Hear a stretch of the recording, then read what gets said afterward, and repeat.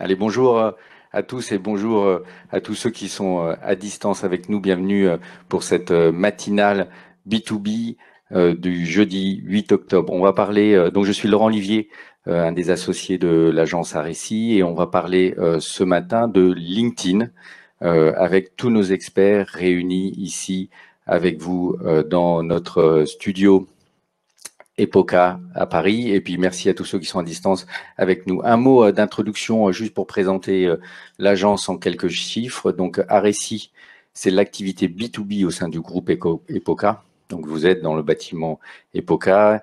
Il y a plus de 200 collaborateurs avec trois grands métiers au sein du groupe. Un premier métier qui est la communication dédiée au corporate, les enjeux d'entreprise, de marque, fusion, acquisition, présence territoriale également. Un deuxième métier qui est toute la partie RH, marque employeur, recrutement, programme égalité, etc. Et troisième partie que je représente, qui est la partie B2B. Voilà quelques un mot sur la vision de l'agence. On veut être une agence à la fois où on va faire converger les métiers. L'enjeu aujourd'hui dans nos actions, c'est de faire en sorte que tout s'enchaîne bien, que chaque métier se parle bien et que les actions convergent. Et c'est encore plus souvent important en B2B, c'est que les budgets sont plus limités.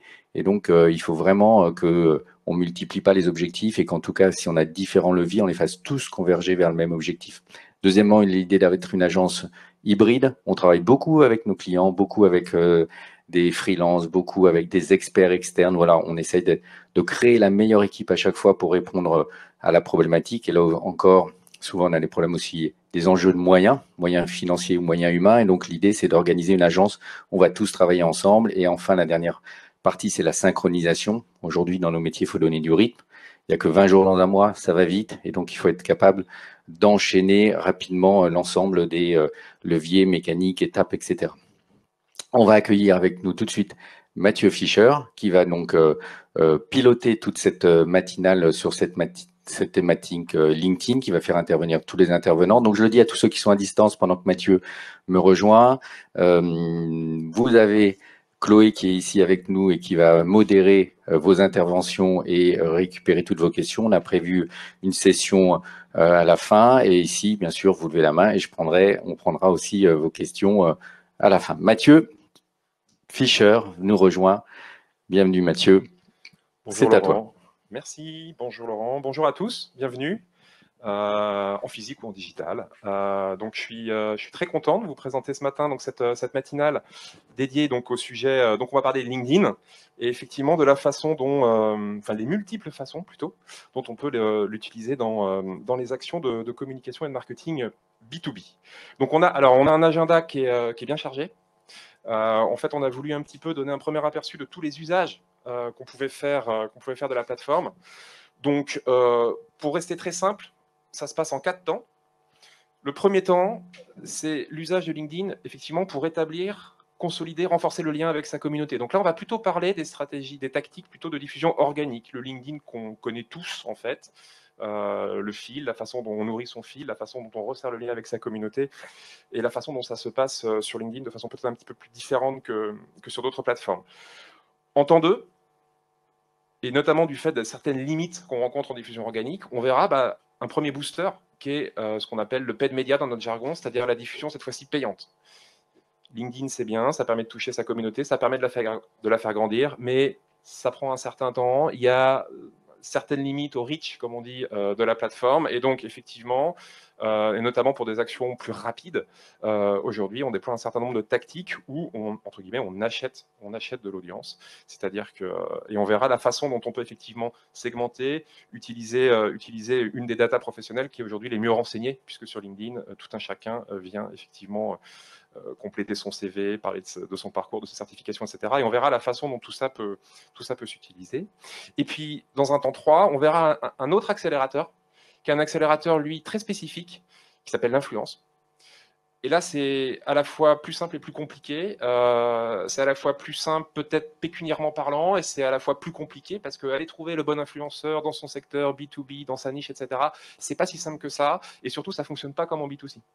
Donc on verra en temps 3 cet accélérateur de l'influence. Et puis on finira par quelque chose de très concret, mais ô combien important, c'est de vendre. C'est-à-dire qu'on a communiqué, on a touché des gens, on les a qualifiés, on a resserré les liens avec eux, mais quelque part, on n'est pas un média. Et à un moment donné, il faut effectivement qu'il y ait des sales, qu'il y ait des forces commerciales qui entrent en contact, qui prennent contact avec des gens qu'on a identifiés comme étant intéressants, comme étant réactifs à nos messages.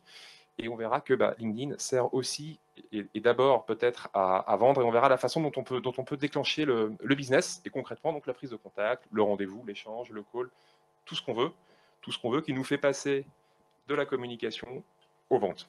Voilà.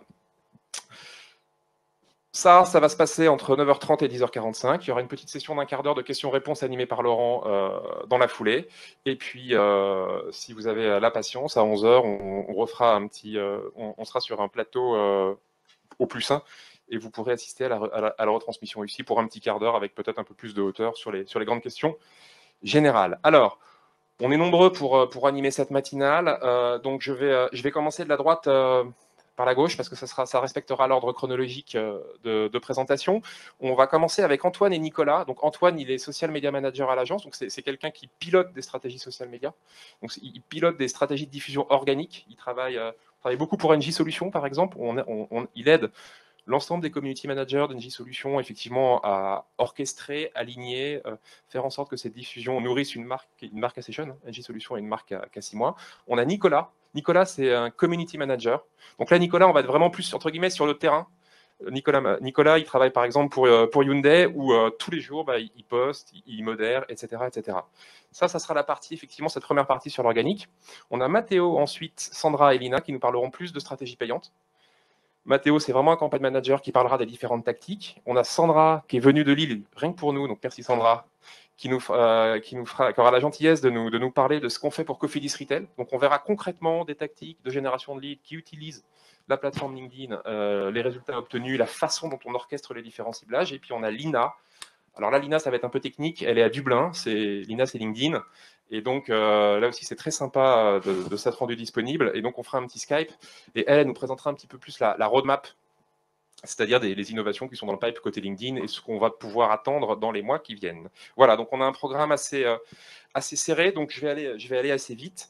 Et on va tout de suite commencer avec la première partie sur l'organique. Et donc, avec Antoine, sur la diffusion organique et la façon dont on peut nourrir la relation avec sa communauté. Bonjour à tous. Merci Laurent. Donc si tu as plus d'un mètre de moi, je peux aussi enlever mon masque. Parfait. Voilà. Donc on va commencer cette partie par un sujet on n'a pas voulu commencer par les basiques, quand est-ce qu'il faut publier sur LinkedIn, à quelle heure, etc. etc. On s'est dit que c'était peut-être plus intéressant d'aller directement straight to the point, comme on dit, au cœur du sujet, aujourd'hui de la diffusion organique. Et ce cœur du sujet, on a un chiffre clé. Et ce chiffre clé, en fait, c'est ça, c'est 17 minutes. 17 minutes par mois, c'est le temps que passent en moyenne les Français sur LinkedIn.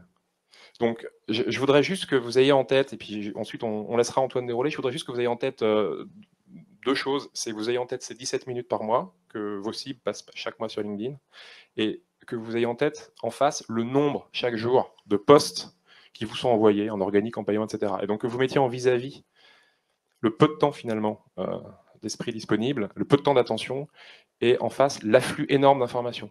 Donc l'enjeu, il est très clair en organique. L'enjeu, il va être comment est-ce qu'on va émerger dans ce fil ininterrompu. Alors, on n'est pas sur Twitter, Dieu merci, mais néanmoins, c'est très soutenu. Comment, avec ces 17 petites minutes, comment est-ce qu'on va faire pour émerger? Merci Mathieu. Donc, Mathieu nous a bien introduit le sujet, comment émerger et que mon contenu fasse surface sur LinkedIn, parce qu'il y a plein d'infos. Donc, on les a catégorisés, parce qu'on peut catégoriser un peu le contenu. Donc, le premier objectif qu'on va aborder aujourd'hui, c'est attirer l'attention. Comment j'attire l'attention? Il y a plein de nouveaux formats, des formats tendance, inspirés du B2C qui marchent très bien en B2B. Dernièrement, les stories, on a vu que c'est arrivé cet été sur LinkedIn, donc c'est top, il y a plein de trucs à faire avec. Et notamment, ça permet de retenir l'intention et il y a un effet éphémère qui est très intéressant puisqu'on peut raconter de belles histoires et c'est disponible que 24 heures. Et c'est aussi disponible que sur mobile. Donc, c'est un paramètre important à retenir. Le détournement graphique aussi, c'est quelque chose qui est très intéressant parce que ça attire l'œil et avec des grosses références connues, en fait, on peut faire passer un message vraiment intéressant. Avec là l'exemple d'Engie qui détourne les codes de Tinder. Exactement. On a trouvé ça marrant pour du recrutement. Alors la deuxième catégorie, on a utilisé le terme stimuler, parce que c'est important aussi d'engager sa communauté, de leur demander. Des fois, la communauté ne va pas s'engager elle-même, on va les stimuler pour les engager. Donc pour ça, il y a les sondages, c'est pareil, c'est une nouveauté LinkedIn qui est arrivée cette année, là en 2020. Donc les sondages, ça permet de récupérer de l'insight et ça permet d'augmenter la participation. Là vraiment, on demande une participation et on peut mettre plusieurs options de réponse. Donc c'est un format qui est intéressant. Il y a un format qui est très intéressant, qui est malheureusement pas assez utilisé en B2B et qui est pas du tout réservé qu'au B2C. Nous, on l'a fait pour Halifax Consulting et pour Samsung France. C'est les jeux concours. Les jeux concours, ça marche très bien parce que c'est une stimulation ludique et ça permet de favoriser l'engagement et de fidéliser sa communauté.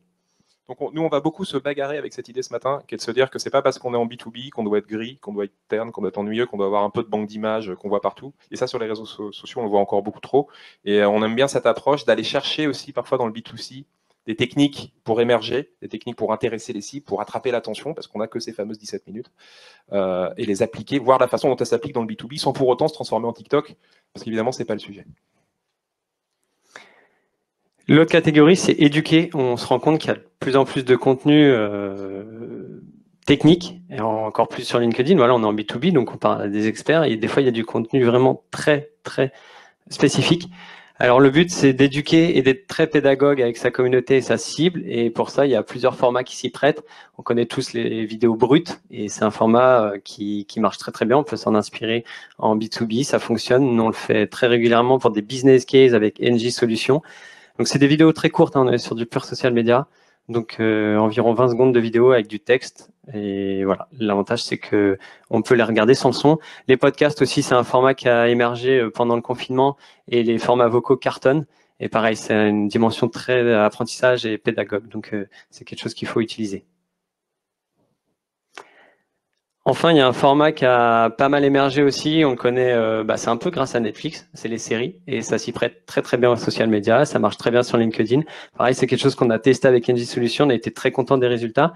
Cet été, on a travaillé sur une série de l'été, donc avec des articles un peu prospectivistes pour le futur et la neutralité carbone. Donc une série de 12 articles répartis sur 2 mois, et sur LinkedIn. Donc, c'était vraiment intéressant et on l'a refait pour le plan de relance avec 5 posts en 15 jours. Donc, voilà, l'objectif, c'est surtout de créer un rendez-vous récurrent et engageant pour la communauté. Donc, on fixe un rendez-vous à sa communauté, premier bénéfice. Ensuite, on a un positionnement très prospectif. Hein, donc, effectivement, on se montre, on se positionne comme un leader, hein, comme un référent. On ouvre la voie, on éclaire un petit peu ces publics pros. Et puis, très concrètement, hein, ça sauve l'été.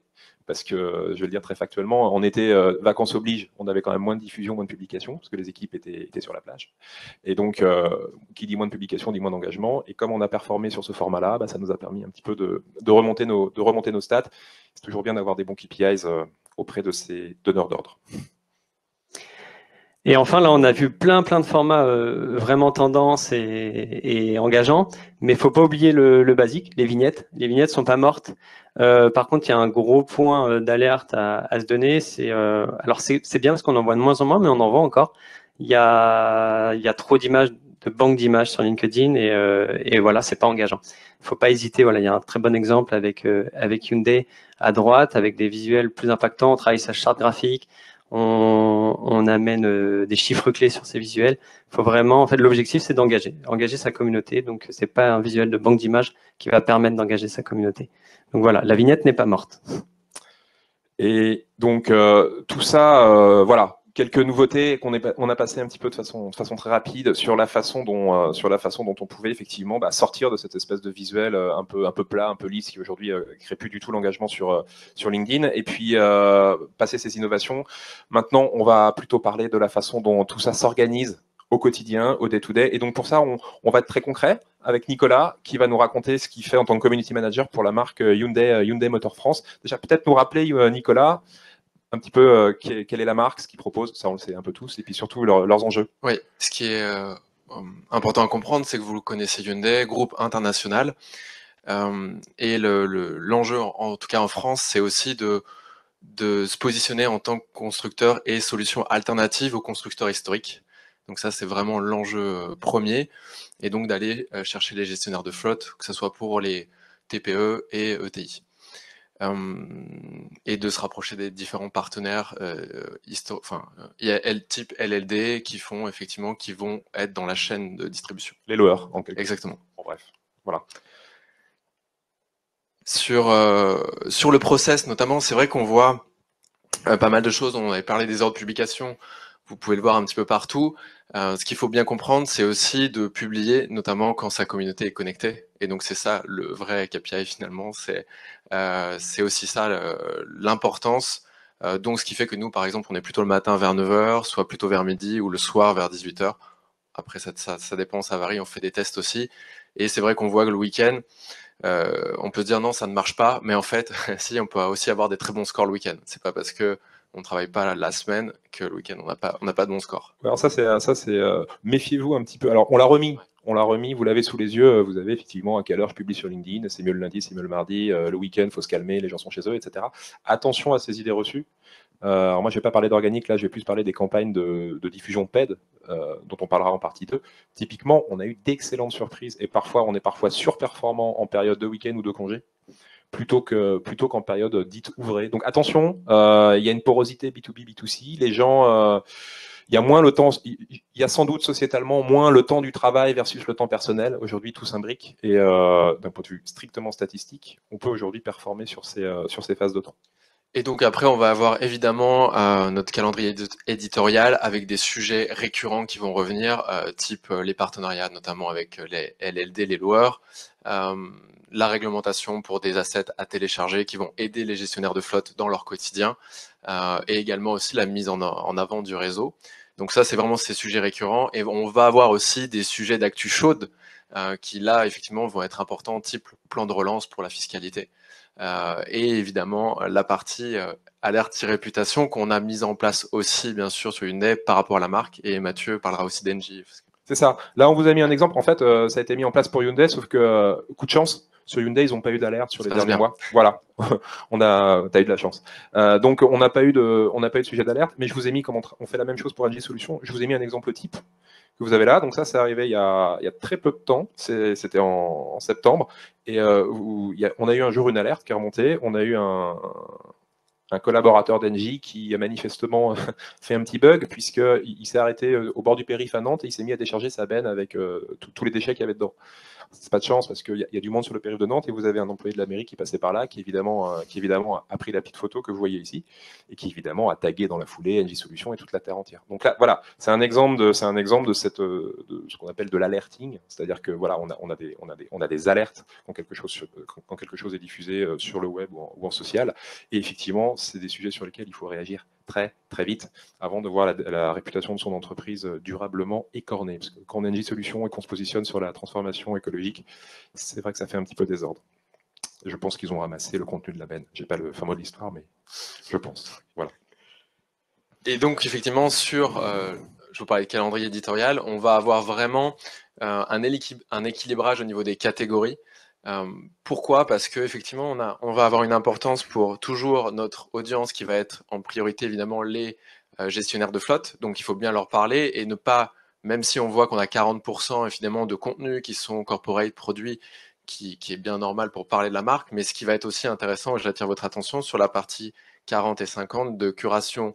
Donc là, avec le blog qui a été créé spécifiquement pour amener du contenu aux gestionnaires de flotte, donc à haute valeur, et aussi des curations B2B, donc là, qui est la résultante de la veille, et donc qui sont sur d'autres médias.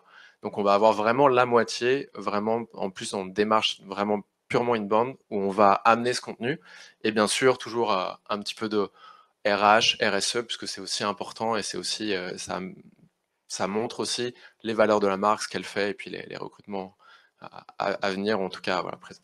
Voilà, on avait envie ce matin, on peut pas tout rappeler, on est assez minuté, notamment sur l'organique, toutes les bonnes pratiques. On voulait juste attirer votre attention sur ce bon dosage qu'il faut établir d'emblée. Il faut avoir une stratégie éditoriale. Il faut se dire qu'on parlera plutôt à 40% du corporate. Il faut doser un petit peu ces sujets. Et surtout, ce dosage, il faut le respecter dans le temps. Parce que par expérience, ça, on le suit très bien les 2 premiers mois, il n'y a pas de problème.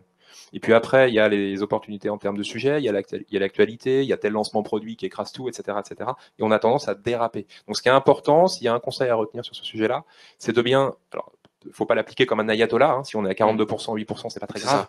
Mais ce qu'il faut, c'est essayer de tenir ce fil directeur. Sinon, on va avoir son compte qui va un petit peu partir, je vais pas dire dans le décor, mais qui va dévier, qui va se transformer en une espèce de plateforme promotionnelle de ses nouveautés produits, ou à contrario, qui va se détacher de son actu et qui va partir vers du grand corporate, etc. Et finalement, on va perdre le lien avec des gens qui sont là pour avoir de l'info sur les solutions et les produits, etc., etc. Donc voilà le dosage qui est pratiqué pour Hyundai, et donc on a mis quelques exemples pour les incarner. Et effectivement, ça nous aide à piloter quand effectivement on va avoir des sujets plus produits, on va pouvoir réorienter et voir où on est dans le ratio. Donc pour le produit, là, c'était notamment le Tucson, dernier produit qui est sorti là, très récemment, donc avec toujours la vignette, la partie RH, donc recrutement, avec un poste qui amène ça. Donc voilà, pour l'exemple de curation, donc là, ce que je vous disais, on est sur un autre média que le blog créé, donc pour amener toujours de la valeur finalement, de l'aide dans la veille au quotidien des gestionnaires de flotte. Et là, directement sur le blog, on retrouve aussi le format dont on vous parlait tout à l'heure, un petit peu différent encore une fois. Là, plus format interview aussi, où on fait intervenir, et on en reviendra sur la partie influence, des experts du métier. Exactement, et une des particularités de la stratégie éditoriale et social media, notamment de Hyundai, c'est d'être extrêmement ouvert sur son écosystème. C'est une marque qui, depuis le début, a fait le pari qu'il ne fallait pas parler que de soi et de ses produits, mais que tout l'écosystème partenaire, les loueurs, les constructeurs, enfin, tout ce monde un petit peu autour de la voiture, il fallait un peu l'inviter à parler. Tout à fait. Et c'est ce qui fait aujourd'hui la force de cette stratégie. En tout cas, les résultats sont là. On va finir sur cette première partie par les nouveautés organiques. Donc, les nouveaux leviers qui vont permettre justement de booster ses performances sur son fil. Merci Mathieu. Alors en effet, j'en parlais tout à l'heure, il y a eu pas mal de nouveautés LinkedIn là, cette année en 2020. Lina en parlera plus précisément dans quelques minutes. Très rapidement, le live est arrivé cette année, donc pas mal d'opportunités à faire grâce à cette option. Les pages événements aussi sont arrivées, donc c'est vraiment bien. Alors malheureusement, avec la situation, c'est compliqué de les utiliser, mais elle marche très très bien pour des événements virtuels. Voilà l'exemple aujourd'hui de notre page événement où il y avait toutes les infos nécessaires par rapport à notre événement d'aujourd'hui. Les sondages et les quiz, on en a parlé tout à l'heure sur le format pour stimuler sa communauté.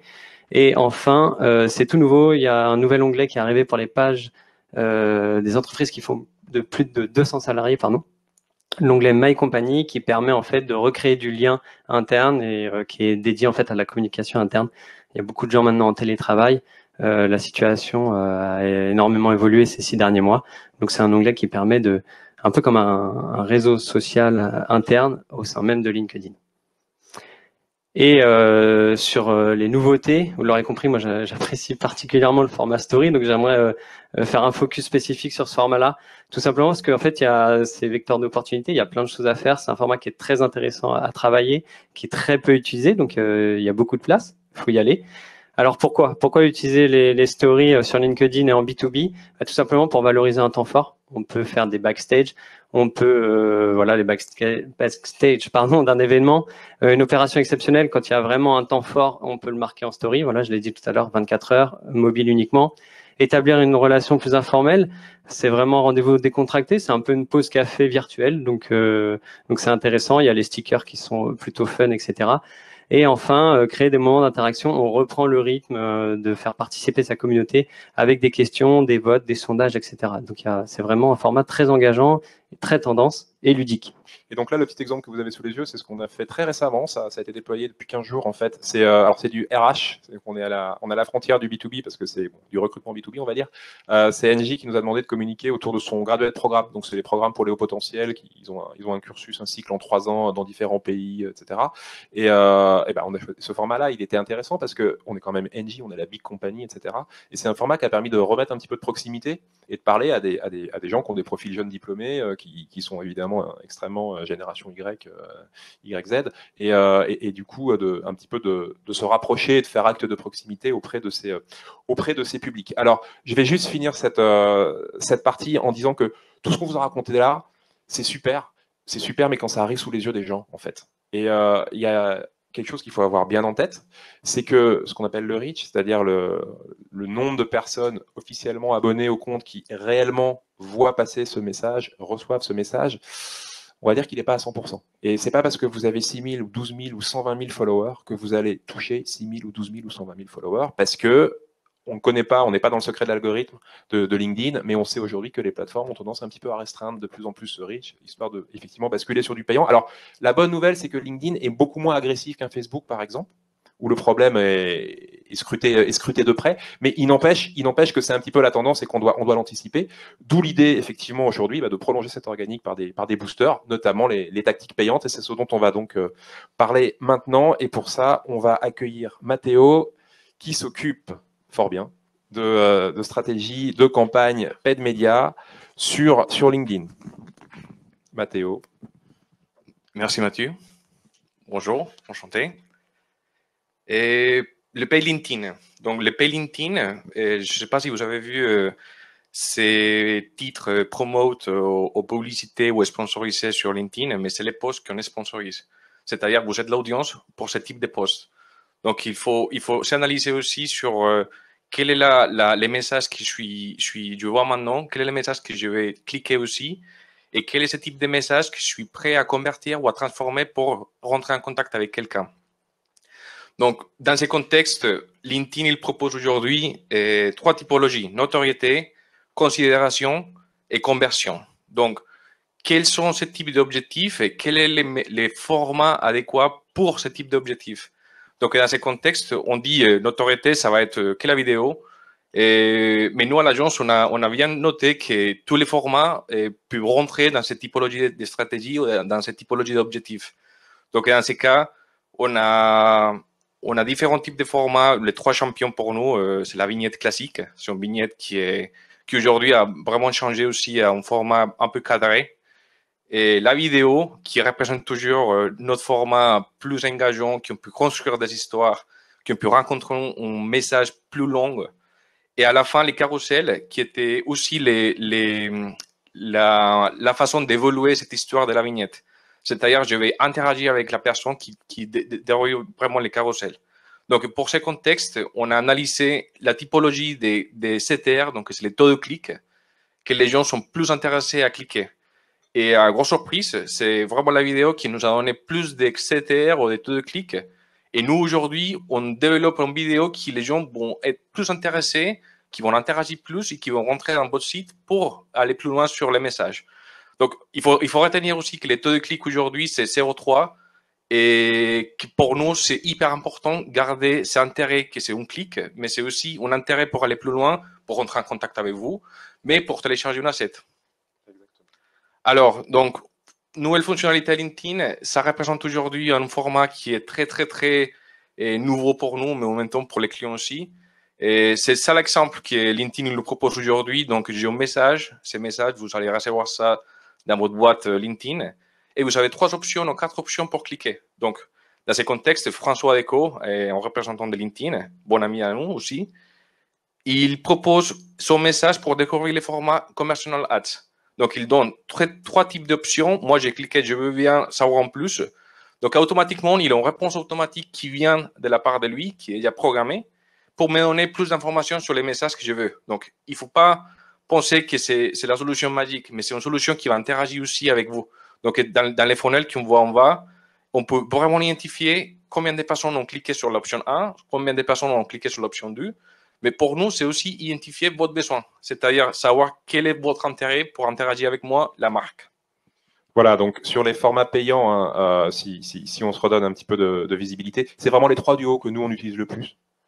Ceux du bas sont plus anecdotiques, en attendant et en étant très curieux de ce que va donner les conversational ads très récents et qu'on va tenter. Et alors là, on va un petit peu parler de ce vers quoi on arrive lorsqu'on a cliqué, cette fameuse landing page ou lead gen form. Alors oui, donc là, les 90% des clients, ils sont tous intéressés pour avoir des leads, donc en B2B, je veux dire.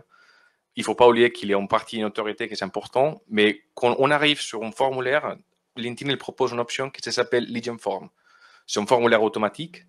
Il va remplir les informations que vous avez déjà déclarées sur LinkedIn et il va vous donner une option d'aller à télécharger un asset ou rentrer en contact ou demander une démo rapidement. Donc, les taux de complétion, c'est la façon que je vais évaluer ces taux de réussite pour la quantité de messages que j'envoie, pour la quantité de clics que je reçois, mais aussi pour la quantité de leads que j'obtiens. Donc, il ne faut pas oublier que c'est un format rapide, effectif, qui fonctionne très, très bien, mais il a des inconvénients. Et les inconvénients, c'est parfois, je switch sur LinkedIn avec mon adresse perso parce que aujourd'hui, j'ai créé mon LinkedIn. Demain, j'ai changé de boîte. Je ne vais pas mettre à jour LinkedIn parce que ça ne m'intéresse pas. Donc, j'ai énormément d'adresses Gmail ou Yahoo, ou etc. Par contre, qu'est-ce que je gagne? Je gagne en quantité. Après, on fait un versus, landing page, propriétaire, je rentre à la landing page, je vois toutes les informations que je vais télécharger. Je suis plus assuré que les contenus que je vais télécharger, ça me convient. J'ai une chambre aussi d'email professionnel, mais tous les chambres, il faut que je le remplis moi-même. Donc aujourd'hui, il a un taux de complétion moins élevé, mais il a une qualité précieuse. Et c'est ça qui on fait la différence. Donc, les deux, j'aime bien les deux, j'aime bien combiner les deux. On a l'exemple avec Cofidis qui montre les deux options qu'on a mis en place. Les deux fonctionnent bien, mais il faut évaluer les pros et les cons de chacun.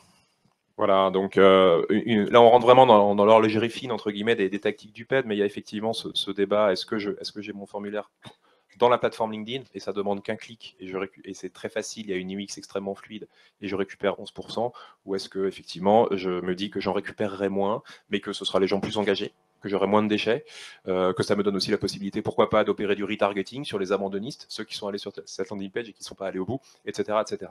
Il y a une autre question qu'on se pose souvent, alors on nous la pose souvent, donc on vous fait part de notre remarque sur le sujet, c'est est-ce que je mets le numéro de téléphone dans le formulaire?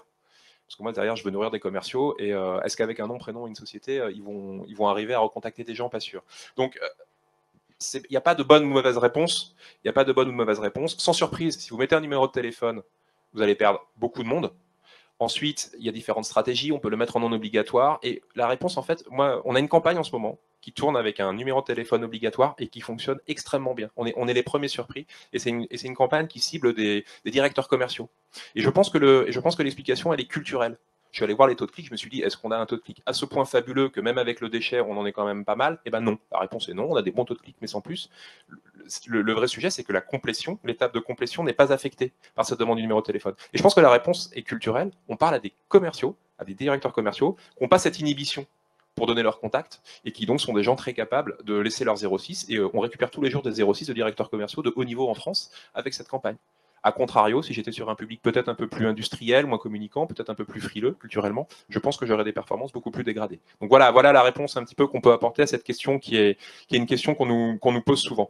Là, on va un petit peu rentrer plus loin dans ce qu'on peut faire avec la plateforme et on va parler d'un point extrêmement important en B2B, clé, qui est le ciblage. LinkedIn, c'est un des endroits les mieux renseignés sur les profils professionnels des gens. La question, c'est comment est-ce qu'on va réussir à exploiter ça?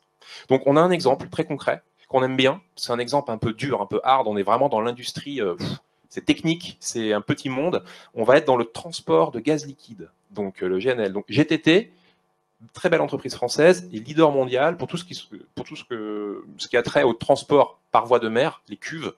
Ils font pas les bateaux, ils font les cuves de gaz liquide. Donc c'est extrêmement technique. Ils sont leaders mondial sur le secteur. Et aujourd'hui, un de leurs gros relais de croissance, c'est que des bateaux qui jusqu'ici fonctionnaient au fioul lourd et donc polluaient énormément et sont rattrapés par la réglementation, faire en sorte que ces bateaux, pour fonctionner, piochent un peu dans les cuves et fonctionnent au gaz. C'est-à-dire que le bateau fonctionne un peu en autarcie, entre guillemets, il bouffe une partie du gaz qu'il transporte pour se mouvoir et aller d'un port à l'autre. Et évidemment, le coût carbone n'est pas le même.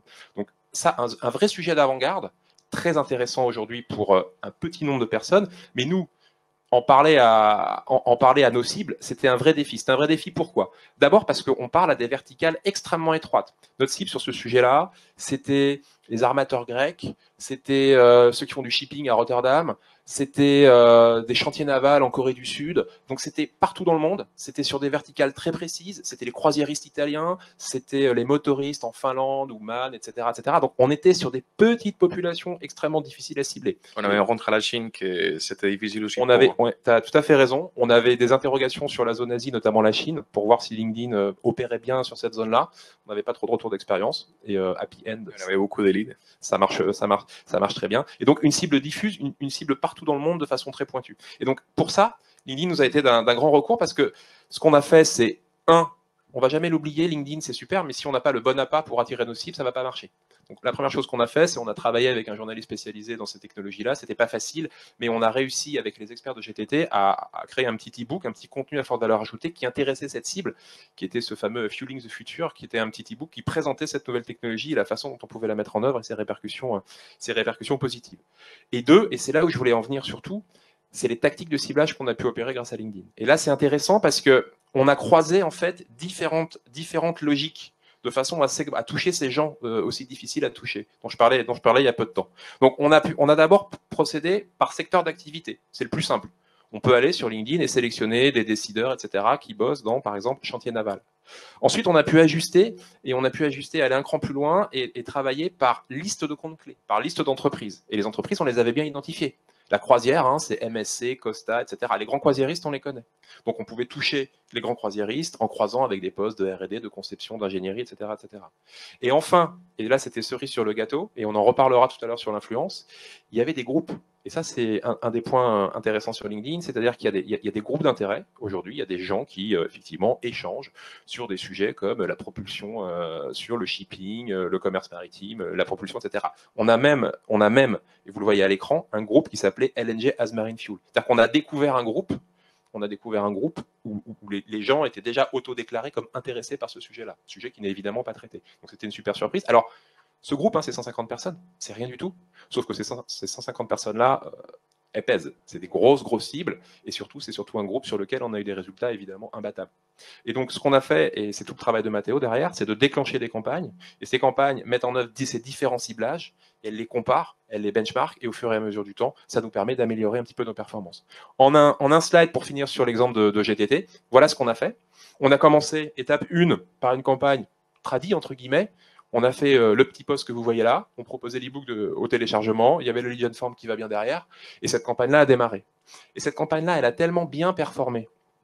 On s'est rendu compte qu'il y avait un alignement des planètes qui fait qu'on avait trouvé les bonnes cibles, on leur apportait un contenu qui répondait à une de leurs préoccupations du moment.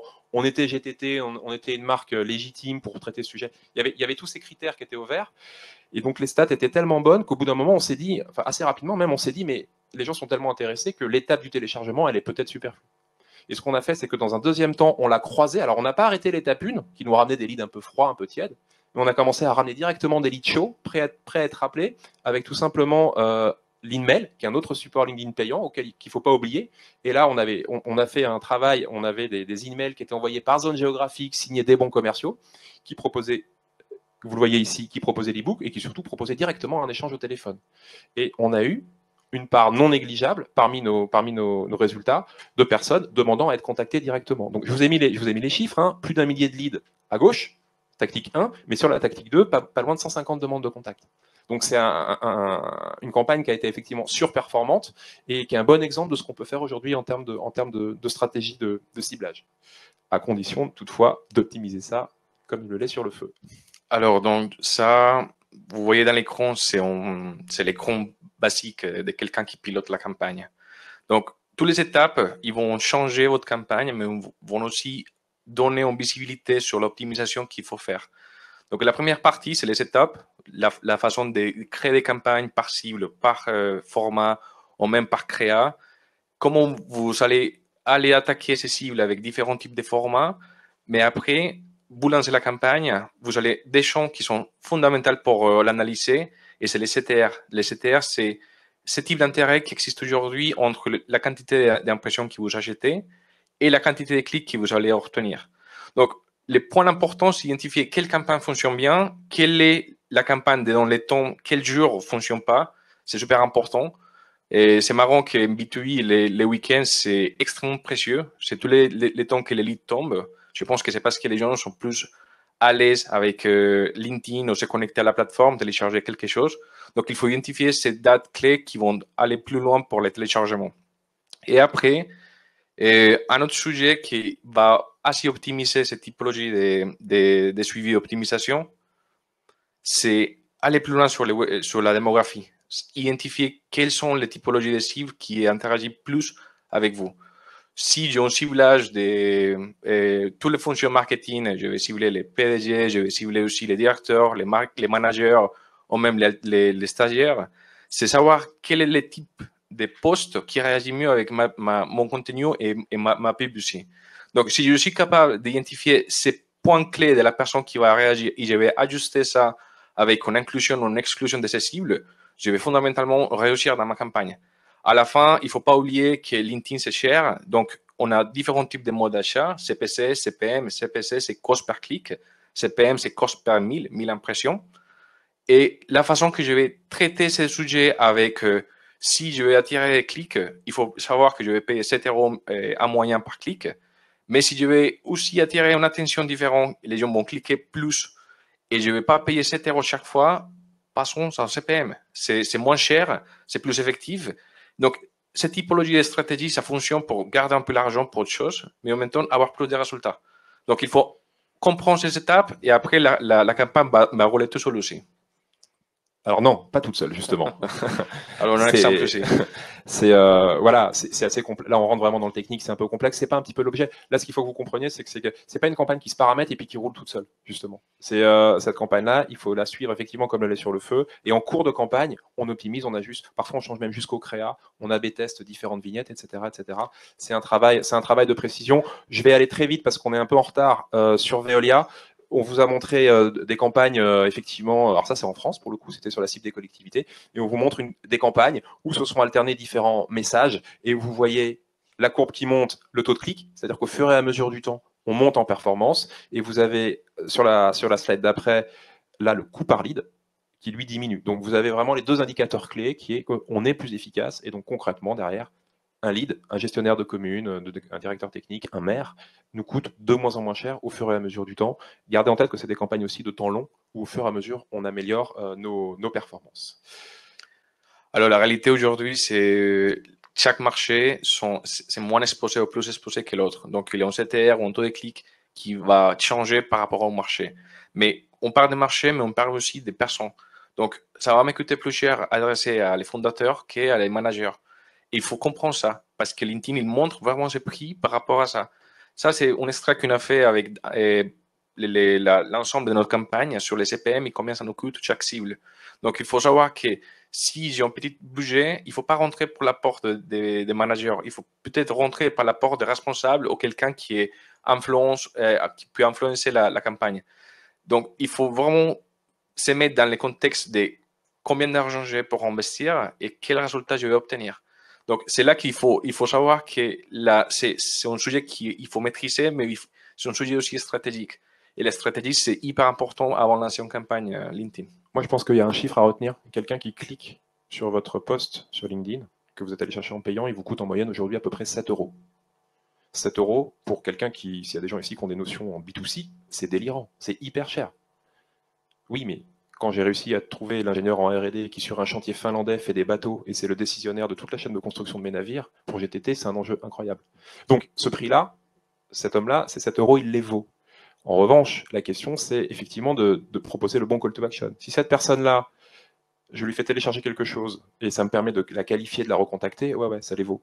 Si cette personne-là, je l'identifie même pas et j'ai fait un post uniquement pour lui pousser un vague article ou une vague publication corporate, c'est une connerie. Donc attention, on est sur un outil précis, de précision, mais un outil cher. Et un outil cher, ça s'utilise pas dans un chemin. On met pas une Rolls dans un chemin de terre, entre guillemets. Il faut se dire que pour de la notoriété, notamment LinkedIn, il faut se poser vraiment les bonnes questions et pas se créer du lectorat qui nous coûterait trop cher. Et donc, on va parler très concrètement de ces perfs avec Sandra, sans le badge.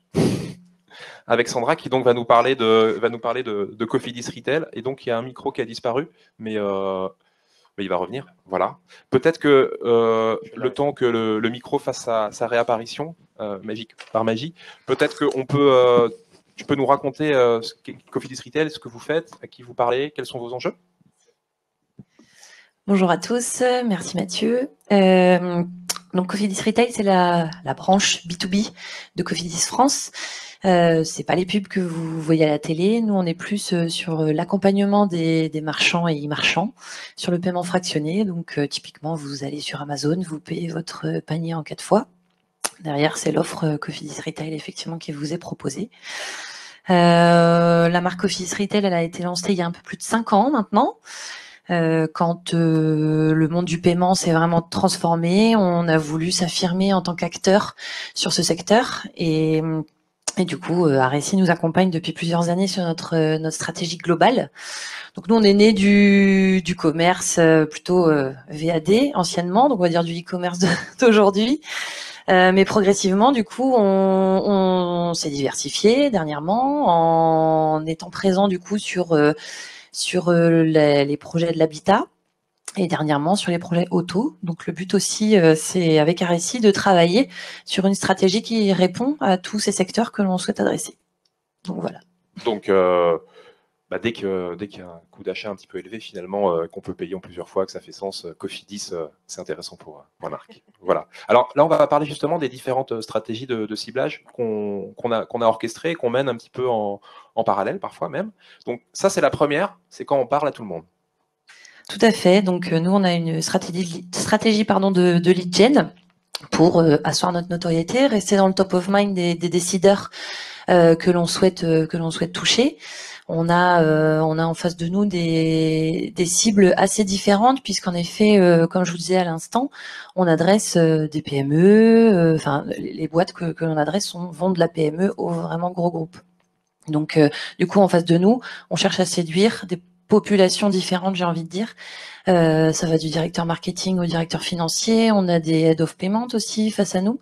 Donc notre stratégie de lead gen, elle a vraiment pour but de s'adresser à tout le monde. Donc là, l'exemple que vous avez ici, c'est vraiment un exemple générique. C'est un asset que l'on a travaillé sur la thématique du wallet. Donc là encore, c'est pour affirmer notre connaissance du marché du paiement et se positionner en tant qu'expert. Donc ici, on a plutôt une approche par fonction sur le PED qu'on va faire sur LinkedIn, puisqu'on cherche à toucher vraiment tous les secteurs. Étant donné qu'on est sur un asset générique sur le paiement, on va pas se restreindre à certains secteurs évidemment. Donc l'approche va vraiment être générique et l'objectif c'est de surveiller justement le nombre d'impressions et le coût par lead qui peut paraître parfois élevé, mais pour le coup on va vraiment avoir des leads qui vont être très très qualifiés. Vous en parliez à l'instant et c'est bien l'intérêt de la démarche. On va savoir que c'est une cible qui est intéressée par l'asset qu'on lui a poussé. Et donc potentiellement avec qui on va pouvoir entamer la discussion suite à ce téléchargement. Et qui correspond au beau poste, donc voilà. Exactement. Et donc là, vous voyez sur cette campagne, alors on vous a mis des extraits de nos campagnes qui tournent un peu en permanence et en rotation. Là, c'était sur la fin de l'année 2019, sur 3 mois, donc vous avez une quantification des leads. Le KPI qu'on regarde en général, c'est le coût du lead. Combien on en a rapporté et combien ils nous en ont coûté. Donc sur cette campagne-là, on a quand même rapporté une petite centaine de leads et 134 € du lead. Donc c'est pas un prix anodin. Il faut savoir qu'un lead B2B en moyenne, c'est ça, c'est 120-130 €. Là, on n'est ni flamboyant ni honteux, on est dans la moyenne des prix. Alors, ce qui est intéressant, c'est qu'on va procéder par cercle concentrique. Là, on vous montre une stratégie effectivement cross-secteur. Et puis, ce qui est intéressant avec LinkedIn, c'est que derrière et en surimpression, on peut rentrer dans certaines verticales. Donc, c'est la démarche effectivement que l'on a avec ce deuxième exemple de campagne de lead gen, où là, on va plutôt s'attaquer au secteur mode et beauté. Donc, comme je disais, maintenant qu'on est reconnu comme un acteur sur le paiement, on va maintenant aller cibler certaines verticales qui correspondent à notre stratégie, notamment la mode beauté. Là, c'est un asset. La campagne, elle est vraiment en cours pour le coup, puisque elle est sortie dernièrement. C'est tout frais. Exactement. Et donc voilà, pour le coup, ce sont des éléments qui sont propres au secteur où le paiement fractionné n'apparaît pas comme une évidence pour les marchands, mais le message justement c'est de mettre en avant, vous en parliez aussi à l'instant, quelques KPI pour donner envie à notre audience de télécharger notre e-book et là encore de travailler les leads. Donc sur cette campagne, nous on est impatients de voir les résultats puisque cette démarche par secteur qui du coup vient un petit peu modifier la démarche qu'on avait jusqu'alors. Donc, ça va nous permettre de voir les résultats. Et puis, le format carrousel, hein, on en parlait ce matin, qui est du coup aussi nouveau pour nous. Donc, on va tester, on va voir ce que ça donne. Et puis, on s'attend à un coût du lead peut-être qui va monter, mais pour le coup, qui va être On essaie. très qualifié. On essaie une nouvelle verticale. Exactement. Voilà. Alors, c'est hyper intéressant ce que tu disais. Donc, effectivement, cette campagne, elle va commencer. Donc, on n'a pas de stats, effectivement, à partager avec vous. En revanche, moi, ce que je trouve hyper intéressant, c'est visuellement, même, la façon dont on a adapté le message à une verticale qui a ses codes propres. Bon, le luxe, c'est pas tout le monde. C'est même leur raison d'être un peu différent des autres. Et donc, vous voyez que graphiquement, par rapport à la vignette qu'on voyait avant, les codes sont. On est resté dans la charte de Cofidis Retail, mais on a cherché un petit peu à, je ne vais pas dire glamouriser le paiement fractionné, mais en tout cas, on est sur des codes un peu plus premium que ce qu'on faisait jusqu'ici. Et puis le format carrousel dont tu parlais, comme tu disais, hein, c'est un secteur pour lequel le paiement fractionné n'est pas une évidence. Donc c'est un secteur que je vais devoir éduquer, je vais devoir susciter son intérêt. Et quand j'ai une cible comme ça, qui est un petit peu verte, entre guillemets, j'ai plus de chances de l'intéresser de l'AAP en déployant 5-6 écrans qu'avec une simple vignette d'un seul, je clique parce que je maîtrise le sujet et celui-là, effectivement, il m'intéresse. Donc, je trouve assez important. C'est ça que je trouve intéressant dans cet exemple du luxe, c'est la façon dont même dans le format, on s'adapte aussi un petit peu à notre verticale. Donc là, cross-secteur, étape 2, une verticale, le luxe, et puis là, maintenant, une entreprise. Exactement. Donc, on est aussi dans une démarche de soutien aux appels d'offres. Dans nos métiers, les cycles de vente peuvent être très longs et les appels d'offres aussi. Un appel d'offres chez nous, ça peut être entre 1 mois et parfois 1 an sur les plus gros où les cycles de décision sont très longs. Donc on vient ici avoir une démarche de soutien à la force de vente. Alors ça se substitue pas du tout. Comme on se dit à chaque fois, hein, on sélectionne bien sûr les prospects sur qui on va avoir cette démarche. Mais c'est le petit plus qui fait que on va rester à l'esprit des décideurs de ceux avec qui on est en train de discuter. Et puis bien sûr, tout l'enjeu, c'est de leur pousser du contenu qui va être pertinent pour eux. Donc soit du contenu type article comme on le montre ici, mais on va aussi bien sûr, quand on peut, leur pousser des business cases qui vont leur parler et leur montrer que on travaille déjà avec leur pairs, donc ça serait bien qu'on aille plus loin ensemble. Donc voilà, c'est une démarche qu'on met en place régulièrement ensemble. Ah, c'est un cas de figure qui est vraiment hyper intéressant et très particulier, très tactique. Hein. Donc très concrètement, entre le moment où Cofidis Retail, vous faites votre proposition commerciale et le moment où, après cette réunion sous le Tipeee, ils choisissent leur partenaire, il y a ces fameux 2-3 mois de temps de décision un peu critiques, pendant lesquels, grâce à ça, on fait du top of mind, et grâce à ça, on touche une petite population. Alors, on est sur des micro-populations. Hein. Là, on a grisé, parce que c'est évidemment confidentiel, on est sur une grande enseigne du e-commerce, et vous voyez qu'on a identifié les top managers de l'entreprise, on est à 700, 800. Il faut savoir que sur LinkedIn, on ne peut pas descendre en dessous de 300, mais c'est des micro-campagnes qui, pendant ces 3 mois clés, permettent de diffuser un article sur une innovation, etc., permettent de faire effectivement cette présence à l'esprit de la marque et de montrer qu'elle est innovante et, entre guillemets, de donner envie tout simplement de travailler avec Cofidis Retail. Voilà. Et donc, du coup, on n'est pas du tout, et c'est ça aussi, c'est un cas de figure assez particulier, on ne fait pas, globalement, pas trop télécharger quelque chose. C'est des gens qu'on connaît déjà, c'est des gens avec lesquels on va peut-être faire du business. On est plutôt en train, au contraire, là, de pousser du contenu ouvert, des articles, parce que ce qu'on veut, c'est qu'ils nous lisent. Et les qualifier, là, du coup, devient, pour une fois, un objectif secondaire. Et un petit peu dans la même veine, un dernier exemple où on pousse du contenu, on ose, on se paye entre guillemets du lectorat avec un petit peu du contenu ouvert. Oui, alors cette dernière slide montre bien la démarche que l'on a sur les 3 verticales. Donc on a travaillé ensemble nos top targets par verticale pour bien s'assurer qu'on exposait la bonne cible à nos contenus. Et puis dans notre démarche de stratégie de contenu, du coup on vient effectivement créer du contenu qui va permettre à chacun de se reconnaître. Voilà, un petit peu. Donc là, voilà, on pousse des articles, c'est-à-dire que ces gens-là, quand ils cliquent, là, ils viennent non plus sur une landing page qui leur propose de, moyennant qualification et data, récupérer un asset. Là, on arrive directement sur le blog de Cofidis Retail. Donc, très concrètement, et on peut se le dire, on paie relativement cher une audience qui n'est pas identifiée. C'est pas grave parce que sur le blog il se passe des trucs de fou et donc il se qualifie après. Mais c'est vraiment une démarche d'éducation qui a un certain coût. Et il faut bien avoir ça en tête quand effectivement on active ces campagnes de paid média. Mais écoute, merci beaucoup pour cet exemple qui est très concret et qu'on aime bien. Et donc, on va enchaîner un petit peu avec ce qui va venir maintenant chez LinkedIn, toujours dans ces stratégies de paid media.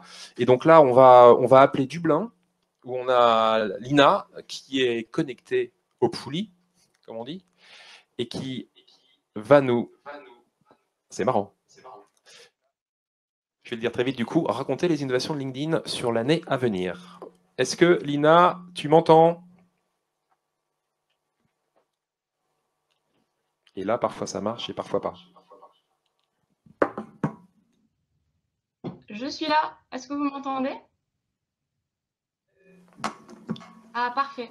Bonjour à tous. Je ne vous vois pas, mais en tout cas, je suis avec vous en direct de Dublin. Pour me présenter vite fait, je suis Lina, Client Solution Manager pour les solutions marketing de LinkedIn. Je vais vous présenter les nouveautés qui sont sorties ces derniers mois, mais aussi celles à venir, donc sur lesquelles nos équipes produits sont en train de travailler activement en ce moment. La plus grosse nouveauté, c'est qu'on était le plus content de sortir est LinkedIn Events. On sait à quel point les relations sont fondamentales pour l'entreprise avec ses clients et les événements sont vraiment l'endroit où l'entreprise peut aller nourrir ces relations-là, aller chercher de nouveaux prospects, étendre sa notoriété, etc. C'est dans ce contexte que l'on a sorti LinkedIn Events pour permettre aux marketeurs de continuer ces expériences événementielles en ligne, surtout avec le contexte actuel où on ne peut plus trop se voir en physique. Concrètement, LinkedIn Events va vous permettre 3 choses. La première, c'est d'accueillir votre événement au sein d'un environnement sécurisé et de confiance, donc qui est LinkedIn. La deuxième, c'est donc d'attirer et d'inviter des professionnels que vous ciblez pour qu'ils participent à ces événements. Et la troisième, ça va être d'engager la conversation avec ces professionnels-là. Soit vous pouvez le faire avant l'événement, puisque du coup, lorsque vous créez votre événement, vous avez une page dédiée sur laquelle vous pouvez poster des informations, des petites vidéos, teasers, etc.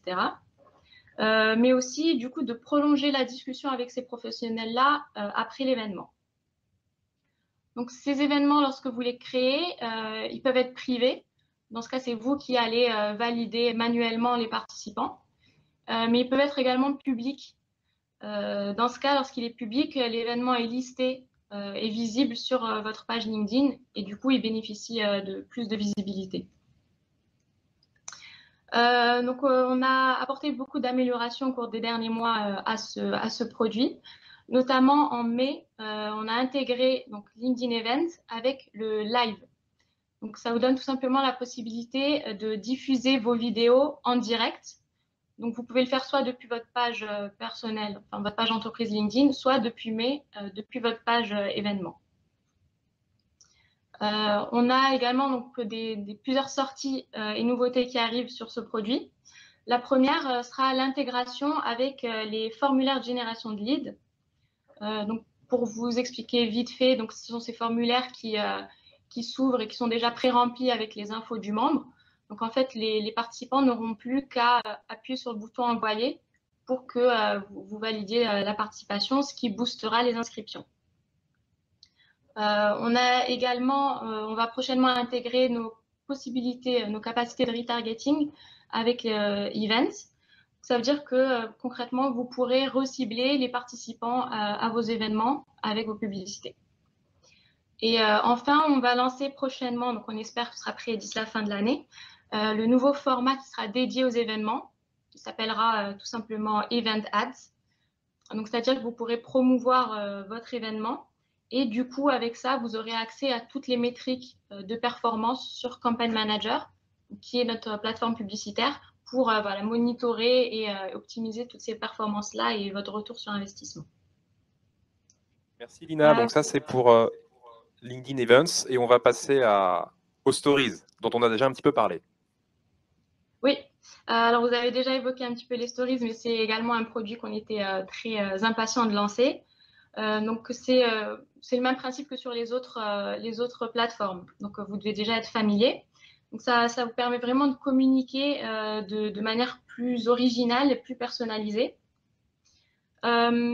Donc, vous pouvez communiquer de votre page personnelle ou de votre page en entreprise.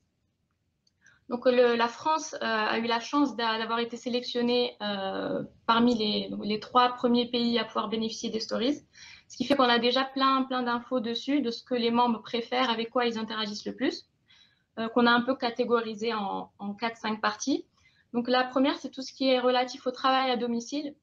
Donc, tous les posts sur, par exemple, les photos de votre bureau à domicile ou de vos nouveaux collègues qui sont généralement vos enfants ou votre chien. Donc, tout ça, ça crée beaucoup d'engagement. Il y a aussi tout ce qui est relatif à la collaboration à distance. Par exemple, les pots de départ sur Zoom.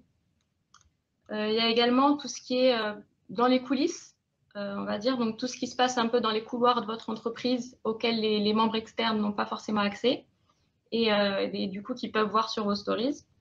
Et enfin, il y a tout ce qui est astuces et conseils.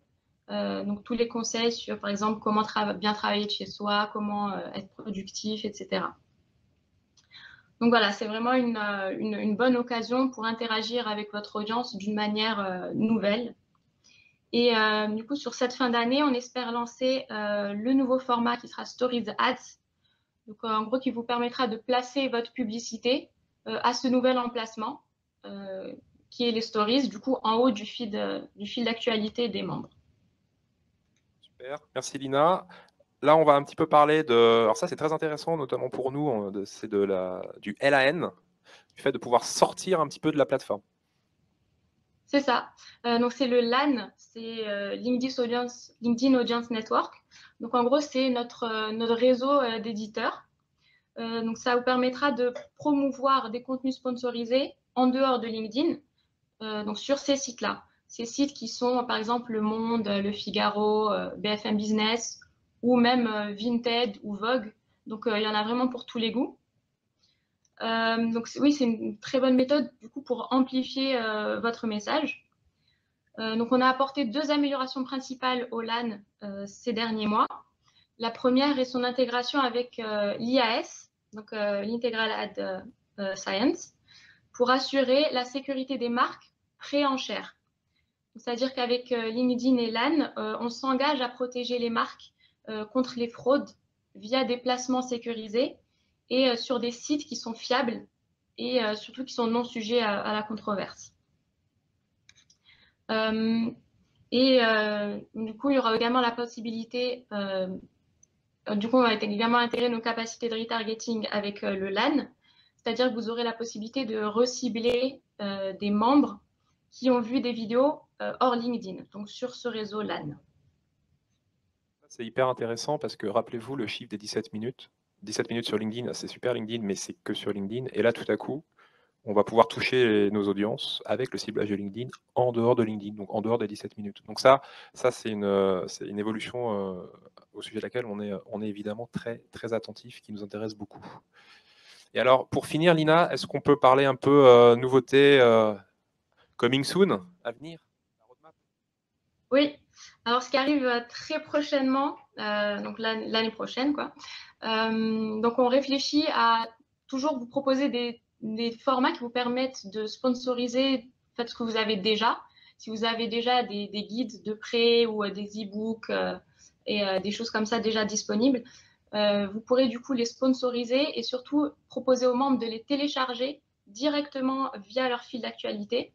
Donc ça sera possible grâce au Document Ads, qui sera un nouveau format qu'on lancera l'année prochaine.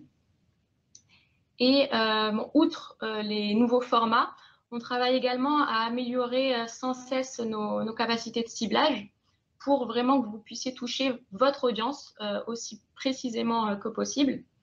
Donc dans cet esprit, on lancera ce qui s'appellera peut-être, on n'est pas encore sûr du nom, mais Audience Insights, donc qui devrait sortir l'année prochaine. Donc en gros, lorsque vous lancez une campagne sur LinkedIn actuellement, vous avez déjà accès à toutes les données démographiques des membres qui interagissent avec vos campagnes. Donc vous pouvez voir dans quelles entreprises ils travaillent, quelles fonctions ils occupent, quel est leur niveau de seniorité par exemple. Mais toutes ces infos sont un peu dispersées partout sur notre plateforme publicitaire Campaign Manager.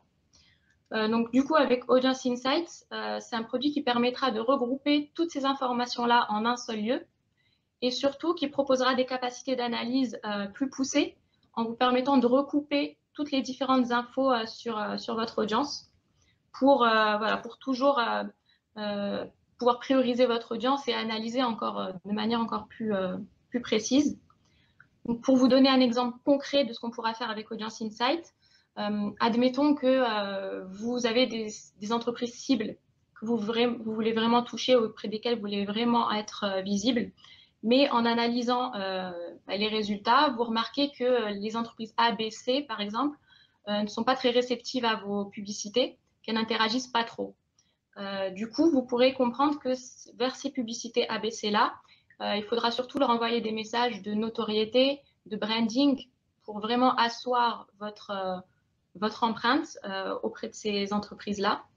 Et que ce n'est que dans un second temps, quelques mois plus tard, que vous pourrez aller les toucher avec des messages de lead gen pour espérer les convertir plus tard. Ou inversement, admettons que les entreprises X, Y, Z, au contraire, soient très réceptives à vos messages, connaissent déjà votre marque.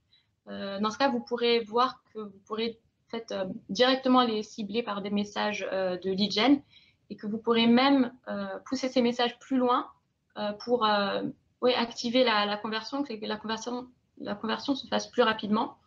Par exemple, en leur proposant des démos ou en leur proposant de contacter vos commerciaux.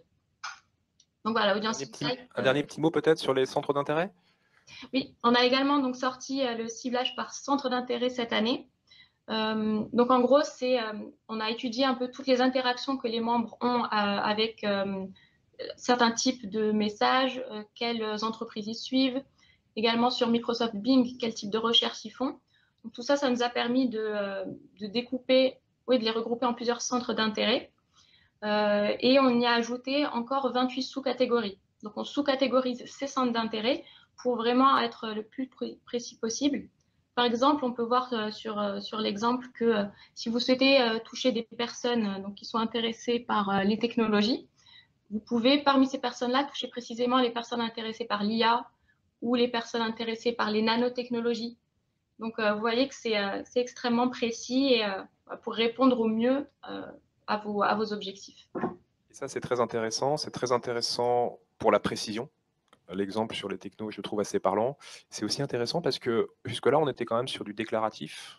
Qui je suis, quel est mon job, quelle est ma boîte, etc. Et là, on passe sur du comportemental. C'est-à-dire qu'on passe sur du vrai, sur ce que les gens font, là où ils cliquent pas, ce qu'ils aiment, ce qu'ils n'aiment pas.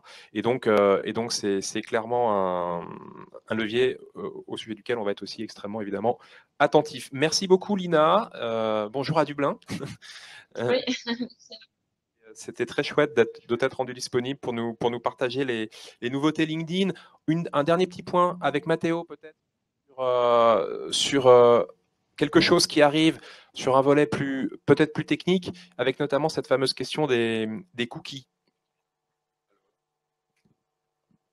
Allô. Merci. Alors, je ne sais pas si vous avez noté qu'il y a quelques mois, Google annonce qu'il va supprimer tous les cookies. Donc, pour ceux qui ne savent pas c'est quoi un cookie, les cookies, c'est chaque fois que vous rentrez dans un site, vous allez un cookie qui va se placer dans votre profil et ces cookies, c'est lié à un Google Analytics ou à une identification pour un retargeting. Donc, Google, il vient d'annoncer que ce sujet, pour éviter l'invasion de la privacité, il va supprimer tous les cookies. Donc, dans ce cas, LinkedIn a commencé à développer certains types de façons de retargeter les utilisateurs qui existent aujourd'hui en LinkedIn sans besoin de rentrer dans les sites pour les retargeter. Donc, à date, pour retargeter quelqu'un, il fallait justement avoir quelqu'un qui rentrait dans mon site. Clique, et je rentre dans le site et je suis cookifié et après, je rentre dans une démarche de retargeting. Dès maintenant, vous pouvez aussi retargeter les gens qui ont interagi avec votre événement. Lina, elle vient d'annoncer ça. Les gens qui ouvrent les formulaires ou qui sont téléchargés les assets, vous pouvez les retargeter maintenant aussi. Et après, les gens qui ont interagi avec votre site qui reste dans LinkedIn. Donc, je rentre dans le site de la page LinkedIn, je vais cliquer pour regarder les posts ou les salariés ou la vie d'entreprise. Je peux retargeter ces gens aussi. Donc, avec ça, LinkedIn est capable aujourd'hui de créer ce type de démarche de retargeting qui fonctionne très, très bien. Dans les cas où on a la vidéo, qui c'est la démarche qui fonctionne mieux, c'est des gens qui sont regardez la vidéo au moins de 50% et que vous pouvez retargeter. Merci Mathéo. Merci. Donc voilà, ça c'était un petit peu. On avait beaucoup de choses à vous dire, mais effectivement, en termes de stratégie paid média, LinkedIn, c'est quand même très très riche. Alors, il nous reste énormément de choses intéressantes à vous raconter, et évidemment 10 minutes. Donc, ce qu'on va faire, c'est que je vais garder la main pour aller plus vite. Nicolas, du coup, je vais faire cette partie un petit peu en accéléré, parce que c'est quand même un point important, et puis on laissera 5 minutes à Laurent sur la transformation commerciale. Là, on va parler d'influence. On va parler d'influence. L'influence, qu'est-ce que c'est, hein? C'est que vous avez un contenu, vous avez quelque chose à raconter, et le fait que quelqu'un qui a déjà pignon sur rue, le fameux KOL, le Key Opinion Leader, le fait que cette personne-là en parle, le répercute à son tour, ça vous apporte un double bénéfice. D'abord, cette personne, vous avez 5000 followers, lui, il en a 50 000. Donc, on a un bénéfice en termes de reach. C'est aussi bête que ça. Mais il y a un deuxième bénéfice qui est plus sur la marque. C'est que cette personne-là, elle a une renommée, c'est un expert, on est dans le monde du B2B. Et donc, elle apporte une caution à la marque. Et donc, ça, c'est hyper intéressant.